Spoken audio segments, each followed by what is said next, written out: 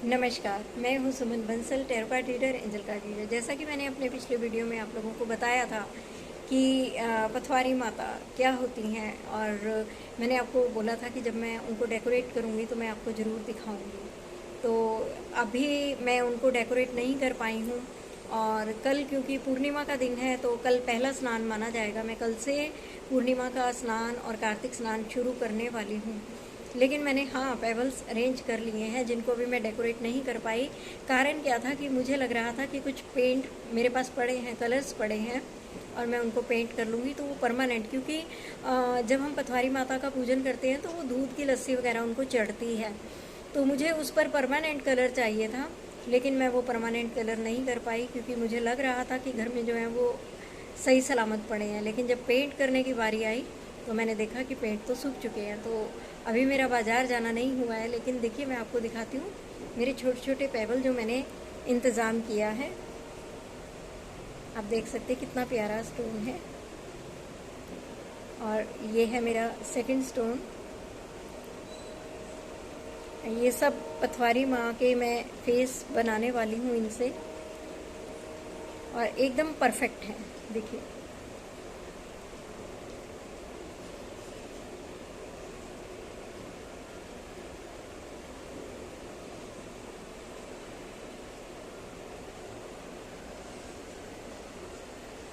तो ये बहुत स्पेशल स्टोन्स हैं जो मैंने अरेंज किए हैं, और जब मैं इनको डेकोरेट करूँगी और पथवारी माता का पूरा स्थान बनाऊँगी, उनको आसन दूँगी, तो मैं आपसे ज़रूर शेयर करूँगी।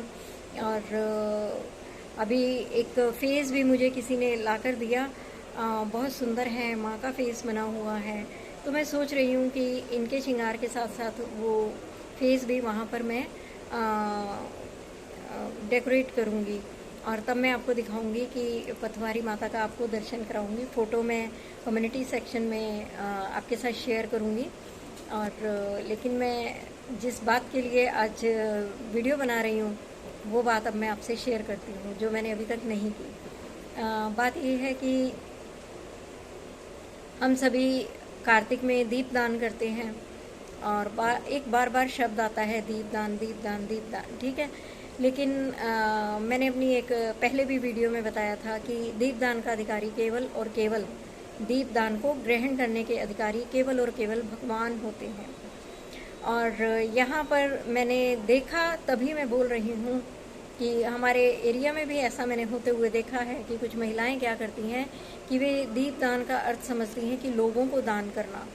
और आप भूले से भी अगर आपको कोई इस तरह से दीप दान देता है तो आप उसे एक्सेप्ट नहीं करें, क्योंकि मैंने अभी आपको बताया कि दान के ग्रहण करने के अधिकारी केवल और केवल भगवान है या ब्राह्मण है। तो अगर आप इस तरह से करते हैं कि आपने दिए बनाए और फिर जब आप मंदिर में कथा सुनने गए तो वहाँ पर जितने लोग हैं आप उन सबको दिए बांट रहे हैं, तो ऐसा दान कभी भी सार्थक नहीं होता। ऐसा करके आप अपने लिए भी प्रॉब्लम क्रिएट कर रहे हैं, और जो लोग इसको एक्सेप्ट कर रहे हैं उनके लिए भी प्रॉब्लम क्रिएट हो रही है, क्योंकि अधिकारी केवल इस कर्म के ईश्वर ही हैं।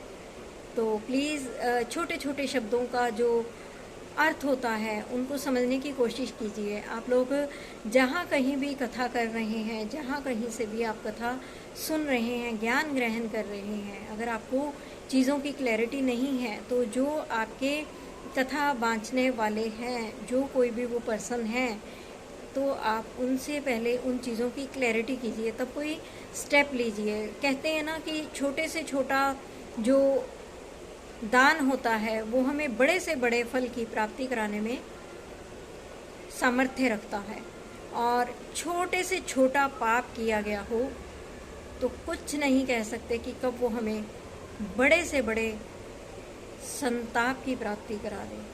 तो दीप दान कीजिए, आप चौराहों पर दान कीजिए, आप गौशाला में दान कीजिए, आप मंदिर में दान कीजिए, भगवान के आगे दान कीजिए, मंदिर के कंगूरों पर दान कीजिए। दीपदान, मंदिर के जो ऊपर कंगूरे होते हैं आप वहाँ पर जाकर दीप जला सकते हैं।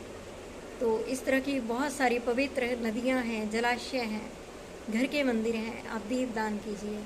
और एक आकाश दीप का महत्व है बहुत, और मैं उसको आजकल बहुत एक सिंपल फॉर्म में लेती हूँ। आकाश दीप तब दान किए जाते थे जब इलेक्ट्रिसिटी नहीं हुआ करती थी।